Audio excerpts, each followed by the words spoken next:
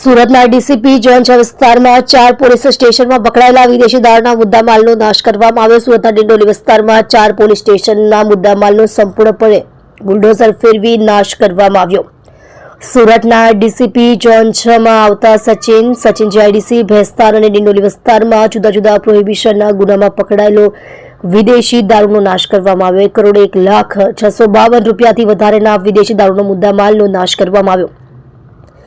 નશાબંધી અધિકારી શ્રી ગન્ના સાહેબ અને પ્રાંત અધિકારી પંડેરી સાહેબ અને એસએમસી અને ફાયર વિભાગના અધિકારીઓ પણ હાજર રહ્યા હતા।